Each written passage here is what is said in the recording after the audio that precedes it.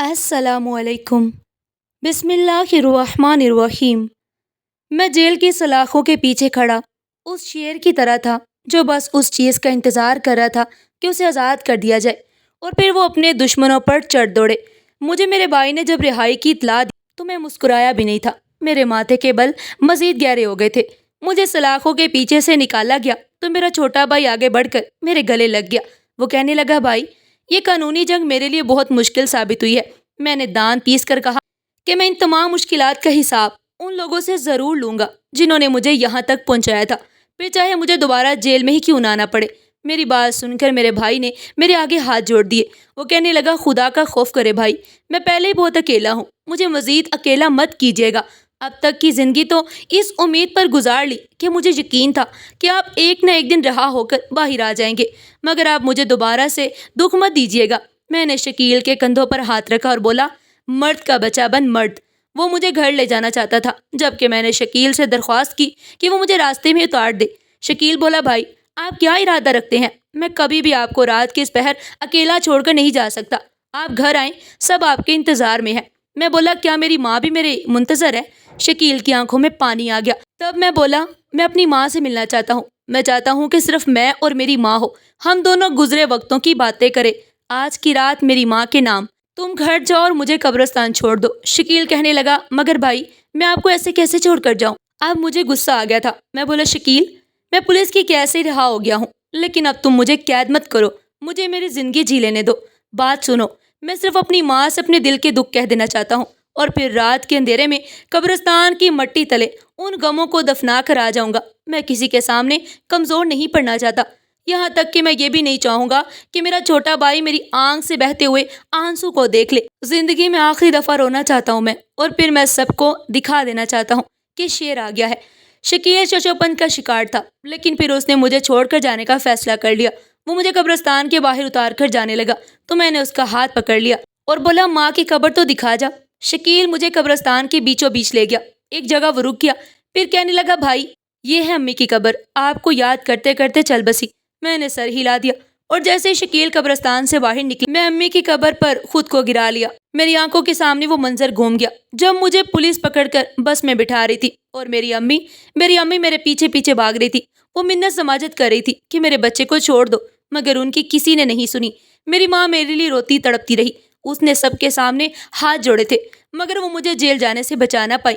1 سال تک میری ماں جیل میں مجھ سے ملاقات کے لیے آتی رہی۔ وہ جب بھی مجھ سے ملنے کے لیے آتی، میرا صدقہ دیتی، میری نظر اتارتی تو میں ان سے کہتا تھا، امی، آپ کے لال کو تو نظر لگی ہوئی ہے، جب بھی تو قید کاٹ رہا ہے، اب نظر اتار کر کیا کر لیں گی؟ امی پوٹ پوٹ کر رونے لگتی تھی۔ وہ یہی کہتی تھی کہ میں تمہیں قید میں رہنے نہیں دوں گی۔ میرا مقدمہ عدالت میں چل رہا تھا۔ امی نے میری رہائی کے لیے بہت مہنگا وکیل کیا تھا، اپنا سارا سونا بھی انہوں نے بیچ دیا تھا، اور زمینیں بھی۔ 1 سال تک یہ مقدمہ چلا، اور پھر فیصلے کا دن آن پہنچا۔ میرے گھر والے بہت خوش تھے۔ امی کہنے لگی، سجاد، تم جس دن جیل سے باہر آئے، میں تمہاری بارات لے کر جاؤں گی۔ میں مسکرا دیتا تھا۔ عدالت نے اپنا فیصلہ سنا دیا اور مجھے موت کی سزا سنا دی گئی۔ امی نے جب یہ فیصلہ سنا تو اپنے کانوں پر ہاتھ رکھ لیا اور وہ دھاڑے مار مار کر رونے لگی۔ وہ کہنے لگی کہ ایسا نہیں ہو سکتا، میرے سجاد کو سزائے موت نہیں ہو سکتی، اس کی بڑی جوانی ہے، اور کوئی دیکھے میرا جوان بیٹا کتنا پیارا لگتا ہے، اس کی عمر مرنے کی تو نہیں ہے نا۔ امی ایسے ہی باتیں کرتی کرتی کمرے عدالت میں چکرا کر گر پڑی تھی۔ میرے دل پر گھونسا پڑا۔ میں بھاگ کر امی کے پاس جانا چاہتا تھا، مگر پولیس والوں نے میری ہتھکڑیوں کو کس دیا۔ میں لاکھ چاہنے کے باوجود بھی امی کے پاس نہیں جا سکا۔ امی کو ہسپتال لے جایا گیا، مجھے ان کی کوئی خیر خبر نہیں ملی۔ وہ دن جیل میں میرا بہت برا گزرا۔ مجھے اپنی زندگی یا موت کی بالکل بھی فکر نہیں تھی۔ میں تو اپنی ماں کی خاطر پریشان تھا، سمجھ ہی نہیں آ رہا تھا کہ اب کیا ہوگا۔ میں چاہتا تھا کہ کوئی مجھے آ کر میری ماں کے بارے میں بتا دے۔ میں نے پولیس والوں سے بھی امی کے بارے میں سوال کیا تھا، تب مجھے بتایا گیا کہ میری ماں کا انتقال ہو گیا، انہیں ہارٹ اٹیک آیا تھا، مگر وہ نہ بچ سکی۔ شام 6 بجے میری ماں کا جنازہ تھا۔ میرے بھائی نے پولیس میں درخواست کی تھی کہ مجھے جنازے میں شرکت کی اجازت دے دی جائے۔ مجھے نہیں پتا کہ مجھے اجازت کیوں نہیں دی گئی۔ میری ماں کو قبر میں ڈال دیا گیا، لیکن میں اسے کندھا دینے کے لیے بھی نہ جا سکا۔ اس دن میں نے خود سے وعدہ کر لیا کہ میں اپنی ماں کے قاتلوں سے بدلہ لے کر آؤں گا۔ تب سے میں نے یہ کوشش شروع کر دی کہ مجھے رہائی مل جائے۔ اس سے پہلے تو رہائی کا مجھے بالکل بھی شوق نہیں تھا۔ میں نے اپنے بھائی سے کہا کہ میرے لیے کوشش کرے کہ میری سزا معاف ہو جائے۔ میرے چھوٹے بھائی نے ہمت کی اور میرا مقدمہ سپریم کورٹ میں چیلنج کر دیا۔ میری موت کی سزا کینسل ہو گئی، مگر مجھے قید بامشقت کی سزا ابھی کاٹنا تھی۔ اور اسی وجہ سے آج میں 10 سال بعد جب رہا ہو کر آیا تو امی کی قبر پر گیا۔ میری آنکھوں سے آنسو نہیں رک رہے۔ میری ماں تو بلا وجہ ہی ماری گئی تھی۔ میرا خون کھولنے لگا تھا۔ میں نے سوچا کہ یہی بہترین وقت ہے، مجھے اپنے دشمنوں سے بدلہ لینا چاہیے۔ میں جلدی سے اٹھا اور آنسو صاف کر کے امی کی قبر کی مٹی اپنی مٹھی میں بینچ لی تھی اور بولا، امی، آپ کو بے موت مارنے والوں کو میں ایسا ذلیل و رسوا کروں گا کہ وہ عمر بھر یاد رکھیں گے۔ میں اٹھ کر کھڑا ہو گیا اور قبرستان سے باہر نکل گیا۔ میں نے جیل کے اندر رہتے ہوئے بھی دشمن کی پوری خبر رکھی تھی۔ مجھے پتا تھا کہ کس شخص نے میری مخبری کی تھی اور پولیس مجھے پکڑ کر لے گئی۔ مجھے اس شخص کی رہائش کے بارے میں بھی پتا تھا۔ میں اس کے ڈیرے تک جا پہنچا۔ وہاں پر کئی آدمی کھڑے پہرا دے رہے تھے، مگر مجھے پتا تھا کہ اندر کیسے جانا ہے۔ میں خفیہ دیوار سے چھلانگ کر اپنے مخبر کے ڈیرے کے اندر داخل ہو گیا۔ وہاں مکمل طور پر خاموشی تھی۔ میں نے یہی سوچا تھا کہ عمران کو اگلے جہاں پہنچا دوں گا۔ میں نے دیکھا کہ عمران اور اس کی بیوی ڈیرے کے صحن میں ہی چارپائیاں ڈال کر سو رہے تھے۔ میں کھڑا اس کے چہرے کی طرف دیکھ رہا تھا۔ مجھے عمران سے بڑی کراہت محسوس ہو رہی تھی، جبکہ اس کی بیوی نے اپنا مکمل چہرہ چھپایا ہوا تھا۔ اس شخص کی وجہ سے میری زندگی کے 10 سال ضائع ہو گئے تھے اور میری ماں بھی چل بسی۔ میں نے اپنی جیب سے وہ آلہ نکالا جو عمران کا کام تمام کر سکتا تھا، مگر تبھی کسی نے آگے بڑھ کر میرا ہاتھ پکڑ لیا۔ میں نے غور سے دیکھا، وہ ایک جوان لڑکی تھی۔ اس نے میرے آگے ہاتھ جوڑ دیا اور بولی، میرے ابو کو کچھ مت کہو، تمہیں ہماری حویلی سے جو کچھ چاہیے تم لے کے جا سکتے ہو۔ وہ لڑکی شاید مجھے چور سمجھ رہی تھی۔ تب میں نے اس لڑکی کے منہ پر ہاتھ رکھ دیا۔ مجھے ایک پل نہیں لگا تھا یہ طے کرنے میں کہ میں عمران کو نہیں ماروں گا۔ میں اسے جیتے جی تڑپا کر موت کی بھیک مانگتے ہوئے دیکھنا چاہتا تھا، بالکل ویسے ہی جیسے میں ہر روز مرتا تھا اور ہر روز جیتا تھا۔ میں نے عمران کی بیٹی کو اغوا کر لیا اور اپنے ساتھ لے گیا تھا۔ میرے پاس بھی ایک ڈیرا موجود تھا۔ میں نے اس کم عمر لڑکی کو ایک کمرے میں پھینک دیا تھا۔ میں اپنے انتقام میں بالکل اندھا ہو چکا تھا۔ میں نے سوچ لیا تھا کہ اس لڑکی کی عزت خراب کر دوں گا اور پھر اس لڑکی کو اس کے باپ کے ڈیرے کے سامنے پھینک آؤں گا۔ جب وہ اپنی بیٹی کو دیکھے گا تو وہ نہ تو زندوں میں رہے گا اور نہ ہی مردوں میں رہے گا۔ وہ لڑکی زور زور سے دروازہ پیٹ رہی تھی اور فریاد کر رہی تھی کہ مجھے اس کمرے سے نکالو، جبکہ میں باہر کھڑا یہی سوچ رہا تھا کہ مجھے کیا کرنا چاہیے۔ کیا مجھے وہ سب کر دینا چاہیے جو میں سوچے بیٹھا ہوں، یا پھر مجھے خدا کا خوف کرنا چاہیے؟ میں یہی کچھ سوچ رہا تھا، لیکن بڑھتی دستک نے میرا دھیان اپنی طرف مبذول کر لیا۔ اس لیے میں جلدی سے دروازے کے پاس آ گیا۔ وہی لڑکی جو تھوڑی دیر پہلے دروازہ پیٹ رہی تھی، اب وہ نماز پڑھ رہی تھی۔ مجھے اس کی طرف دیکھ کر ہنسی آ گئی۔ میں بولا کہ اب تم یہ ڈرامہ کر کے چاہتی ہو کہ میں تمہیں چھوڑ دوں؟ تمہارے باپ نے جو میرے ساتھ کیا اس کا بدلہ تم سے نہ لوں؟ تم اسلام کو بیچ میں لا رہی ہو، مگر تم یہ سوچ لو کہ جب تمہارے باپ نے مجھ پر رحم نہیں کیا تو میں تم پر کیسے رحم کھاؤں گا؟ میں تمہارے ساتھ وہ سلوک کروں گا کہ عمران کی 7 نسلیں یاد رکھیں گی۔ اس نے میرے سامنے ہاتھ جوڑ دیے اور کہنے لگی کہ میں نہیں جانتی کہ میرے باپ نے تمہارے ساتھ کیا کیا ہے۔ میں صرف تم سے اپنی عزت کی بھیک مانگتی ہوں۔ تم مجھے کچھ مت کہنا، مجھے یہاں سے جانے دو۔ میں نے نفی میں سر ہلا دیا اور بولا، میں آج اپنی ایک ایک تکلیف کا، ایک ایک اذیت کا بدلہ تم سے لوں گا۔ پھر جب تمہارا باپ تمہیں دیکھے گا تو میرے تمام دکھوں کا ازالہ ہو جائے گا۔ وہ لڑکی رونے لگی تھی۔ وہ بولی، میرے باپ نے جو کیا ہے وہ جانے اور تم جانو، میرا اس میں کوئی عمل دخل نہیں ہے، مجھے چھوڑ دو۔ میں ہنسنے لگا اور بولا، ہرگز نہیں۔ اس وقت مجھ پر شیطان آوی تھا۔ مجھے یہی لگ رہا تھا کہ اب اس لڑکی کا دیوتا میں ہی ہوں۔ میں جو چاہوں گا وہی ہوگا، کوئی بھی اس لڑکی کو مجھ سے بچا نہیں پائے گا۔ تبھی اس لڑکی نے اپنے سر سے دوپٹہ اتار کر پھینک دیا اور میری طرف بھاگ کر آ گئی۔ یہ آج سے 10 سال پہلے کی بات ہے۔ میری شادی کے دن طے پا گئے۔ میں جس لڑکی سے محبت کرتا تھا وہ مجھے مل گئی تھی، کیونکہ میں خوبرو بھی تھا اور اچھے گھرانے سے تعلق بھی رکھتا تھا۔ وہ لڑکی بھی مجھے پسند کرتی تھی، اس لیے یہ ووٹ میرے حق میں ہی گیا تھا۔ لیکن اس لڑکی یعنی زارا کے چچا کا بیٹا اسے پسند کرتا تھا اور اسے شادی کرنے کا خواہش مند تھا۔ جب انہوں نے زارا کا رشتہ مانگا تو اس کے والدین نے اپنے بھائی کو رشتہ دینے سے منع کر دیا اور کہا کہ میں تو اپنی بیٹی کا رشتہ پہلے سے ہی طے کر چکا ہوں۔ زارا کا چچا زاد کزن میرے پاس بھی آیا تھا۔ اس نے مجھے ڈرانے دھمکانے کی کوشش کی اور یہی کہا تھا کہ میں تمہیں زارا کو کبھی بھی حاصل کرنے نہیں دوں گا۔ میں نے کہا کہ تم جو کچھ کرنا چاہتے ہو کر لو، زارا آج بھی میری ہے اور کل بھی میری ہی رہے گی۔ میری شادی کی تاریخ طے ہو گئی، مٹھائیاں اور کارڈ بٹ چکے تھے، یہاں تک کہ شاپنگ بھی ہو گئی تھی۔ مہندی کی رسم بڑی دھوم دھام سے ہوئی، پورا گاؤں بلایا گیا، سب کچھ بہت اچھے سے ہو گیا تھا۔ اب ساری رات میں نے ستاروں کو گنتے ہوئے گزاری۔ مجھ سے انتظار کرنا مشکل ہو گیا، کیونکہ میری محبوبہ زارا صبح میرے نکاح میں آ جانے والی تھی۔ وہ میرے اس گھر میں رہے گی، میری ماں کی خدمت کرے گی، مجھ سے پیار کرے گی، میرے کمرے کی رونق بڑھا دے گی۔ یہ وقت کاٹے نہیں کٹ رہا تھا، مجھے تو لگتا تھا کہ ایک دن صدیوں پر بھاری۔ خیر صبح سویرے ہی ہمارے گھر میں بارات کی تیاریاں شروع ہو گئی تھی۔ میں نے بھی اپنا دلہے والا لباس پہنا تھا۔ میں بے انتہا خوش تھا۔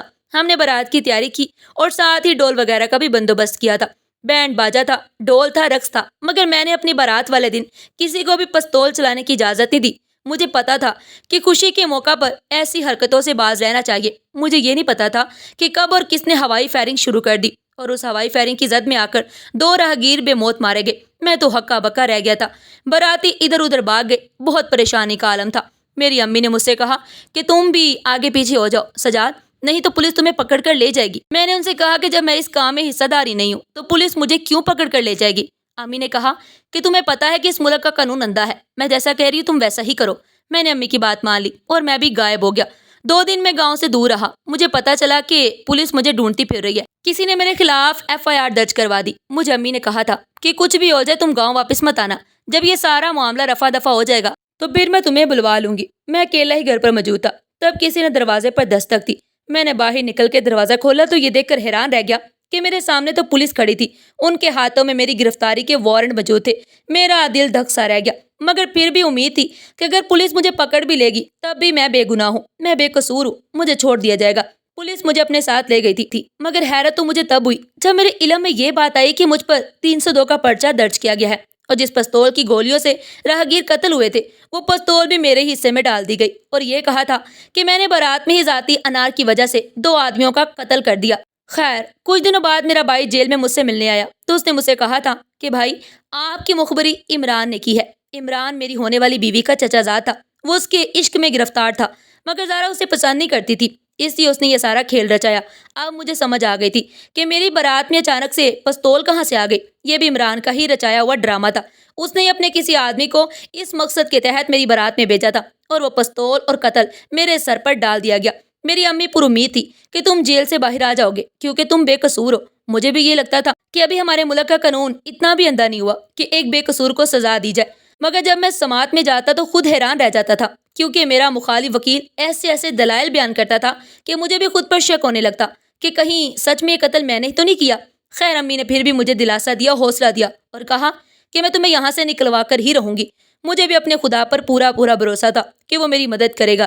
جب میں بالکل بے گناہ ہوں تو وہ مجھے یہ سزا کاٹنے نہیں دے گا. 1 سال میرا مقدمہ چلا اور پھر مجھے موت کی سزا سنا دی گئی. یہ بات سن کر تو میں دھنگ رہ گیا. مجھے صحیح سے اپنی موت کا غم منانے کا بھی وقت نہیں ملا تھا کیونکہ میری ماں تو میرے مرنے کی خبر سن کر ہی مر چکی تھی. خیر میں نے اپنے سامنے کھڑی لڑکی کو دیکھا تھا. اس نے اپنی چادر میرے پیروں میں رکھی ہوئی. وہ کہنے لگی کہ مجھے تم چھوڑ دو، میرے باپ نے جو کیا ہے اس کی سزا مجھے مت دو. وہ یہی سب باتیں کر رہی تھی جبکہ میں نے اسے کہا کہ میں تمہاری سزا طے کر چکا ہوں. میری زندگی کے 10 سال حوالات کی نظر ہوئے ہیں. میں نے اپنی جوانی کے دن کال کوٹھی میں گزارے ہیں. اب میں تمہارے باپ کو بھی جیتے جی موت کا مزہ چکھانا چاہتا ہوں. میں نے اس لڑکی کا بازو زور سے پکڑ لیا اور اسے ایک جھٹکے سے بیڈ پر پھینک دیا تھا اور میں نے غصے سے داڑا کہ اب کوئی ہے جو عمران کی بیٹی کو بچا لے. وہ لڑکی کہنے لگی کہ تم یہ سب کر کے پھر سے جیل میں چلے جاؤ گے. پہلے 10 سال تو میرے باپ کی وجہ سے گزارے ہیں، اب باقی کی زندگی میری وجہ سے جیل میں گزارنا چاہتے ہو کیا؟ پہلے تو چلو تمہارے پاس یہ جواز تھا کہ تم لوگوں کو کہہ سکتے تھے کہ تم نے قتل نہیں کیا، لیکن اب تم کیا کہو گے جب ایک لڑکی کی عزت کو نیلام کر کے جیل میں جاؤ گے؟ تو کیا کہو گے؟ لوگ تم پر تھوکیں گے. میں اس کی بات سن کر 3 سال پرانی یاد میں کھو گیا. جب میں جیل میں تھا میں اور میرے ساتھی بیٹھے ہوئے تھے تو ایک قیدی ہمارے پاس سے گزرا تھا. ایک آدمی نے بتایا کہ یہ لڑکا جیل سے باہر کسی لڑکی کی عزت کو خراب کر کے آیا ہے. یہ بات سن کر ہم چاروں دوستوں کو بڑا غصہ آیا تھا. میں اٹھ کر کھڑا ہو گیا اور میں نے اس لڑکے کے منہ پر تھپڑ مارا اور بولا تھا کہ تمہاری یہی مردانگی ہے کیا؟ تم نے کسی عورت کی عزت خراب کرنے سے پہلے یہ نہیں سوچا کہ وہ بھی جیتی جاگتی انسان ہے. ایک لڑکی مکمل انسان ہوتی ہے، اس کی مرضی کو مد نظر رکھنا چاہیے. کوئی اپنا ہوس پورا کرنے کے لیے جیتے جاگتے انسان کے ساتھ زبردستی کرے؟ وہ نظریں جھکائے کھڑا تھا. وہ بھی جانتا تھا کہ وہ بہت گھٹیا حرکت کر کے آیا ہے. میں جیسے جیسے اس لڑکے کی شکل دیکھ رہا تو مجھے غصہ آتا جا رہا تھا. میں نے اس کے منہ پر مکہ دے مارا. میری پیروی میں میرے چاروں دوست بھی اٹھ کھڑے ہو گئے اور انہوں نے بھی اس لڑکے کو مار مار کر اس کا برا حال کر دیا. شاید وہ ہماری مار سے مر ہی جاتا اگر پولیس والے بیچ بچاؤ نہ کرتے. مجھے ایسے لوگوں سے شدید نفرت تھی. جیل میں جب بھی کوئی ایسا قیدی آتا تو سارے قیدی اس کے ساتھ بہت برا سلوک کرتے تھے. سب اس کو اٹھتے بیٹھتے باتیں سناتے اور جس کا بس چلتا اس کو مار پیٹ بھی دیتے تھے. یہ تو انسانیت سے گری ہوئی حرکت تھی. کوئی ایسے کیسے کسی کی زندگی اپنے مقصد اپنے مفاد کی خاطر خراب کر سکتا تھا بھلا؟ میں جب جیل میں تھا تو میں نے یہی سوچا تھا کہ اگر مجھے رہائی مل گئی تو میں اپنی زندگی ایسے ہی لڑکیوں کو انصاف دلانے کے لیے وقف کر دوں گا جو کسی کی حوانیت کا شکار ہوئی ہوں گی. مجھے اس لڑکی کی آواز نے ماضی سے نکالا. وہ بولی اگر تم کہو گے تو میں اپنے باپ کو سزا دلوانے میں تمہاری مدد کروں گی. میں نے نفی میں سر ہلا دیا اور بولا کہ اس کی سزا کا تعین میں کر چکا ہوں اور اسے وہی سزا دوں گا جو میں نے طے کر لی ہے. وہ لڑکی کہنے لگی کہ مجھے بتاؤ میرے باپ نے آخر کیا کیا ہے، آخر اس کا جرم کیا ہے؟ تو میں بولا کہ ہاں ہاں کیوں نہیں، میں تمہارے سامنے تمہارے باپ کا قصور رکھ دوں گا تاکہ تم جب تک زندہ رہو اپنے باپ سے نفرت کرتی رہو۔ تب میں نے اپنی زندگی کی ساری داستان اس لڑکی کو کہہ سنائی۔ وہ میری بات سن کر بالکل ہکا بکا رہ گئی۔ پھر وہ کہنے لگی کہ جس لڑکی سے تمہیں پیار تھا اس کا نام کیا تھا؟ میں بولا اس کا نام زارا تھا۔ وہ لڑکی میرے آگے آئی اور اس نے مجھ سے کہا کہ بتاؤ کیا تمہیں مجھ میں زارا کی جھلک نظر نہیں آتی؟ میں اس کی بات سن کر حیران رہ گیا تھا اور بولا کیوں؟ مجھے تم میں زارا کیوں نظر آئے گی؟ تو وہ کہنے لگی کہ میں زارا کی بیٹی ہوں۔ جب تمہیں پولیس گرفتار کر کے لے گئی تو میرے باپ نے اس سے شادی کر لی تھی۔ میں عمران اور زارا کی بیٹی ہوں۔ اگر تم عمران کی بیٹی سمجھ کر مجھ سے بدلہ لینا چاہتی ہو تو پھر مجھے زارا کی بیٹی سمجھ کر معاف کیوں نہیں کر دیتے؟ مجھے آزاد کیوں نہیں کر دیتے؟ آج میں یہ دیکھوں گی کہ تمہارے دل میں میرے باپ کے لیے زیادہ نفرت ہے یا پھر میری ماں کے لیے زیادہ محبت۔ میں اس لڑکی کی بات سن کر بالکل خاموش ہو گیا تھا۔ مجھے کچھ بھی سمجھ نہیں آ رہا تھا کہ میں کیا کروں۔ میں تو پہلے بھی اس کے ساتھ یہ برا فعل نہیں کرنا چاہتا تھا کیونکہ مجھے حیوانیت کی سطح پر نہیں گرنا تھا۔ جو شخص بھی کسی انسان کے ساتھ اس کی مرضی کے بغیر کوئی غلط کام کرتا ہے تو وہ حیوان سے بھی زیادہ بدتر ہے، بلکہ میں کہوں گا کہ وہ شیطان کا چیلا ہے۔ میں اس چیز کے حق میں بالکل نہیں تھا۔ جب میں نے زارا کا نام سنا تو میں 2 قدم پیچھے ہٹ گیا تھا۔ مجھے خود پر بہت غصہ آیا کہ میں یہ کیا کرنے جا رہا تھا۔ میں زارا کی بیٹی کے ساتھ یہ سب کیسے کر سکتا تھا؟ ہرگز نہیں۔ میں نے جلدی سے آگے بڑھ کر چادر اٹھا کر اس لڑکی کے سر پر دے دی اور بولا کہ تم میری طرف سے آزاد ہو۔ آج میں تمہیں صبح ہونے سے پہلے تمہاری حویلی میں چھوڑ آؤں، یہاں تک کہ تمہارے باپ کو بھی نہ پتا چلے کہ تم کہاں تھی اور کہاں رہ کر آئی ہو۔